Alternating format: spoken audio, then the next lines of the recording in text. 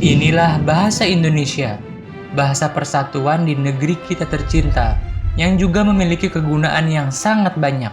Salah satunya adalah kegunaannya di ruang publik.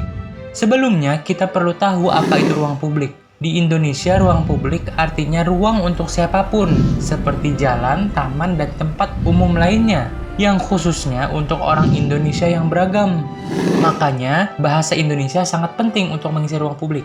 Sebenarnya, bahasa daerah tidak boleh mengisi ruang publik, karena belum tentu orang dari daerah lain paham artinya dan mungkin malah menyusahkan. Disinilah pentingnya bahasa Indonesia di ruang publik. Orang-orang dari daerah manapun di Indonesia jadi bisa paham arti dari ungkapan-ungkapan yang ada di ruang publik. Layaknya bahasa daerah, tidak semua orang paham bahasa asing, bukan? Makanya, di ruang publik juga tidak boleh menggunakan bahasa asing, seperti bahasa Inggris maupun bahasa asing lainnya.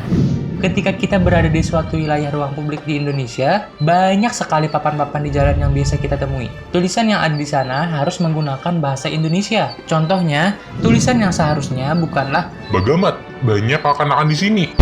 bukan juga, Slow down, many kids here. tetapi Pelan-pelan, banyak anak-anak di sini. mengapa begitu? Karena tidak semua orang paham bahasa Banjar dan tidak semua orang paham bahasa Inggris. Lalu, bagaimana jika kita ingin melestarikan dan memperkenalkan kata-kata dalam bahasa Banjar kepada orang-orang dari daerah lain di Indonesia? Baik, pertanyaan menarik. Jadi, kita juga tetap harus mengutamakan bahasa Indonesia. Alhasil, di sana bisa dituliskan bahasa Indonesianya dengan ungkapan bahasa Banjar di bawahnya. Dengan begitu, masyarakat yang bukan dari Banjar juga bisa paham arti dari ungkapan yang ada. Bahkan, mereka juga bisa teredukasi karena dapat pengetahuan tentang beberapa kosakata baru dalam bahasa Banjar. Masih ada yang perlu kita ketahui. Jika ada suatu tempat yang sering dikunjungi oleh turis asing, bolehkah nama tempat itu ditulis dalam bahasa Inggris?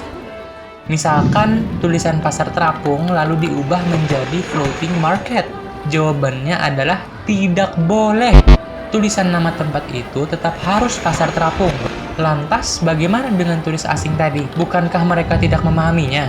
Serupa dengan tulisan yang tadi, kita bisa tambahkan terjemahan bahasa Inggris di bawahnya, yaitu floating market. Dengan begitu, kita tetap mengutamakan bahasa Indonesia di ruang publik. Selain contoh tadi, masih banyak sekali contoh pengutamaan bahasa Indonesia di ruang publik yang biasa kita temui di kehidupan sehari-hari.